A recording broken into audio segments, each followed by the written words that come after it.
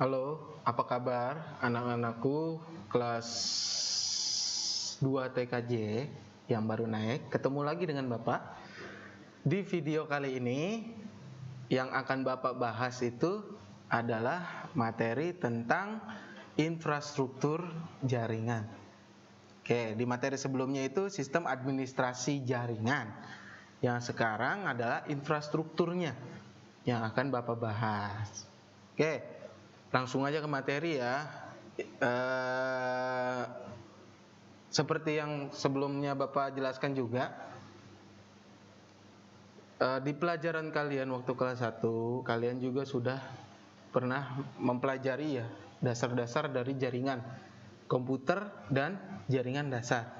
Di situ kalian sudah mengeksplor, sudah sharing, sudah diskusi, sudah belajar tentang apa itu IP address, tentang apa itu jaringan, membangun sebuah jaringan sederhana, peer to peer sampai ke jaringan yang sedikit kompleks waktu itu kan. Nah, di infrastruktur, struktur, bagan, bentuk. Nah, kita akan mempelajari lebih dalam tentang bentuk dan struktur daripada jaringan nantinya. Apaan sih Pak yang akan kita pelajari itu nanti? Banyak. Bapak kembali ingatkan ya, kalau bisa kalian punya laptop atau komputer. Nggak usah punya, ada saja. Ada komputer atau laptop untuk mengerjakan tugas Bapak nanti. Gitu.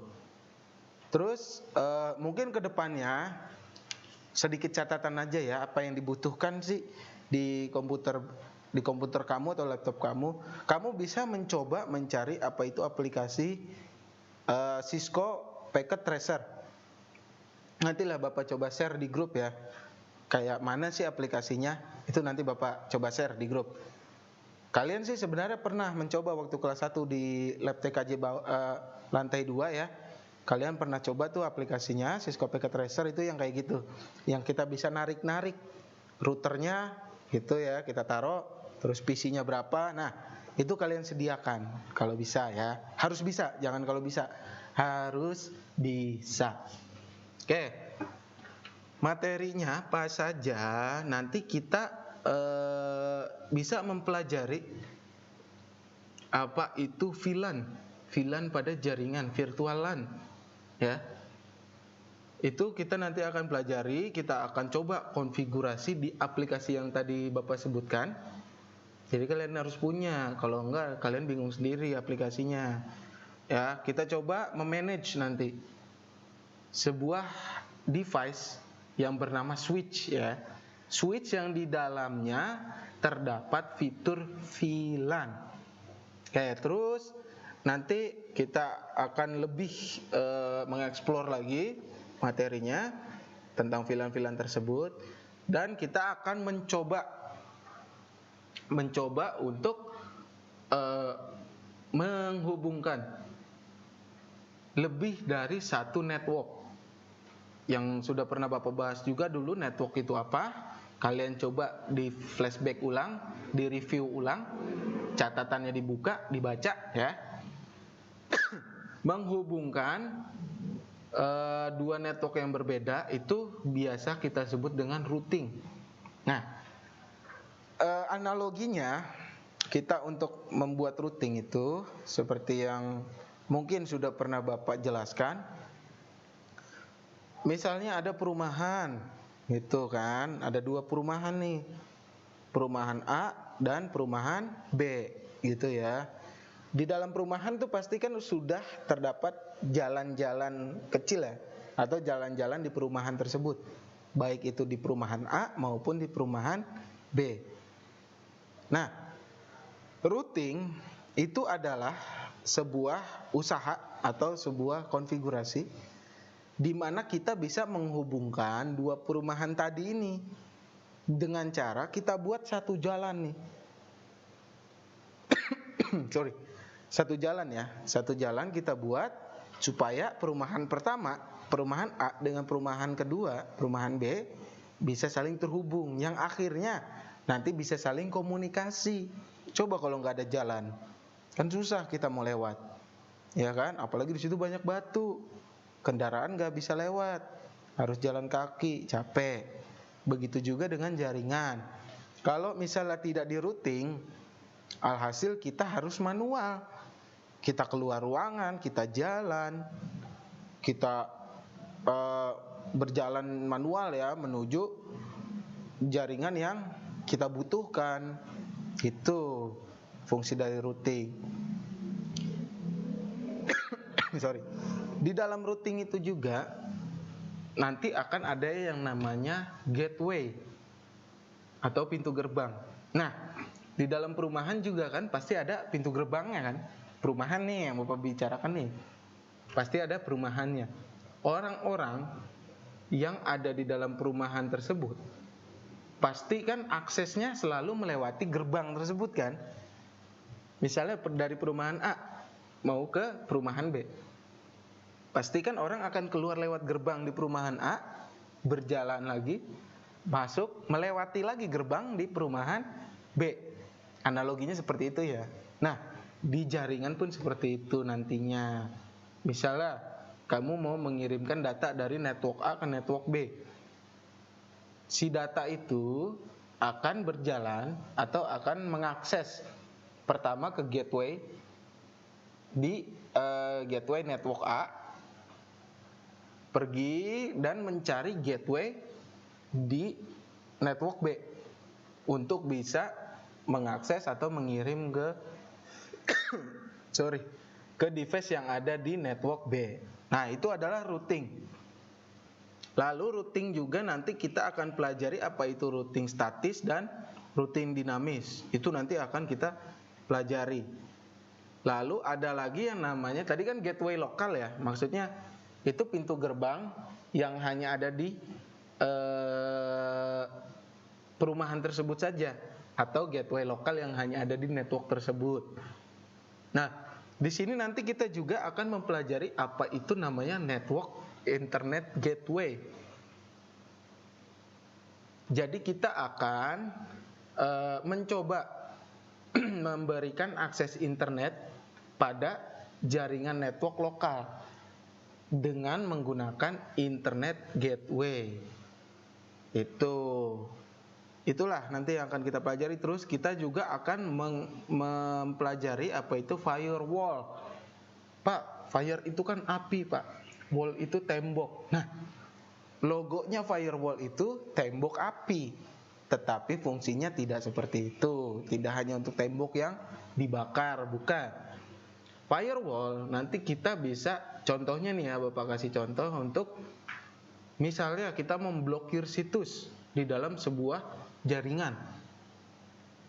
Situs apa? Misalnya kamu mau pengen blokir YouTube di dalam jaringan kamu. Nah, kamu bisa menggunakan firewall itu nanti. Bisa kamu config supaya apa? Supaya all the people atau orang-orang atau si user yang menggunakan fasilitas network kamu yang kamu buat tidak dapat mengakses ke YouTube. Itu. Terus apalagi sih Pak keunggulannya? Kamu bisa memblokir akses-akses dari luar. Misalnya ada orang yang iseng mau masuk ke jaringan kamu atau mau akses jaringan yang kamu buat. Nah, kamu bisa config firewall supaya memblokir akses-akses orang iseng tersebut. Gitu. Itu dari firewall ya. Terus ada lagi kita akan mempelajari nanti itu manajemen bandwidth. Pak, bandwidth itu apa sih Pak? Oke, bandwidth di dalam istilah jaringan itu adalah sebuah kecepatan akses yang bisa kamu gunakan. Kalian pasti pernah lihat atau pernah dengar IndiHome kecepatan 15 Mbps 350 per bulan. Nah, kecepatan 15 Mbps itu yang biasa kita sebut dengan bandwidth. Jadi kecepatan maksimalnya hanya 15 Mbps. Terus Pak, apa hubungannya Pak dengan manajemen? Dari 15 Mbps tersebut nanti akan kita bagi-bagi. Jadi itu bisa kita manage. Misalkan di rumah kamu itu ada 5 orang. Ya, mama kamu, ibu kamu, adik kamu 2. 5 orang yang connect ke internet. Terus kamu yang pegang nih ininya, jaringannya, ya.